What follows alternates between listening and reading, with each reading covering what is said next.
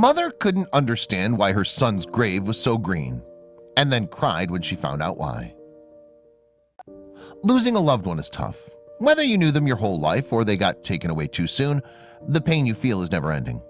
But in rare instances, a kind gesture from a loved one, a friend, or a perfect stranger can lessen that pain. Just ask this family who received an unexpected act of compassion from another mourner.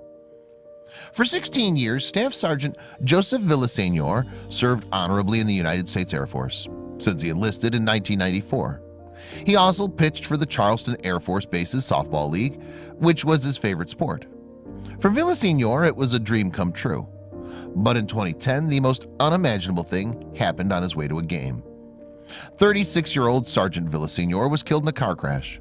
As an Arlington, Texas native, his body was interred in Conroe, Texas at a Garden Park cemetery. He left behind a grieving wife and two loving parents, Raymond and Rachel. But one day when his folks went to visit him, they saw something shocking in his grave, and it was all because of a kind widower. 86-year-old Jake Rissig lost his wife Betty of 65 years back in 2014. They had a fairy tale life and 9 children together. But after she died, the Conroe resident started a routine that he continues to do to this day. Fortunately, it also helped change another family in mourning's life in ways he couldn't have foreseen. Since his wife's death, Jake starts off each morning by going to church. Then he meets one of his kids for coffee before going back home. While he's there, he clips a few roses from his beautiful garden and then heads to pay his wife a visit at Garden Park Cemetery. He also makes sure to water Betty's headstone before leaving her roses. But regardless of the time of the year, he never strays from his routine. But why does he do this? Jake is such a romantic. Throughout their 65-year marriage, he gave Betty a rose every day. But death has no dominion over love, so he continues to give her a rose. On occasion, he'll also talk to his wife, whom he misses very much. But in 2015, something caused him to change his routine by adding one more task. A terrible drought hit Texas in the summer of 2015. This caused the grass in the cemetery to turn yellow and dry up. But Jake decided to do something about it by watering the grass around his wife's grave. Eventually, his dedication paid off and the grass turned green again. Then one day, as he wrapped up his routine, he noticed something that deeply affected his heart. Jake noticed a woman crying uncontrollably by a nearby headstone, which broke his heart. So he decided to walk up to her to see if he could calm her down. Pretty soon they began talking and she spoke to him about her husband Joseph, who'd been dead for 5 years. Somehow talking to Jake relieved some of her grief. What he didn't realize was how much more his conversation did for her. Several months later, Raymond and Rachel went to visit Joseph's grave at Garden Park Cemetery, but they couldn't believe their eyes. While all the other graves were covered with dead grass, the grass on their son's plot was green and lively. But the grieving parents had no idea how this had happened, and they assumed it was some kind of amazing miracle. Jake walked up to Joseph's bewildered parents and explained to them how he'd spoken to their daughter-in-law a few months earlier. He also told them about his daily routine and how he decided to do the same for Joseph's grave.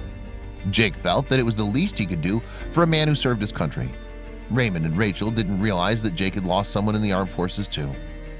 Jake's daughter Misha was married to a U.S. veteran named Benjamin, but after being deployed, Ben learned he had cancer. Sadly, despite undergoing chemo, his son-in-law passed away in 2011. Misha has since remarried and now has 2 children, but the entire family still keeps Benjamin close to their heart.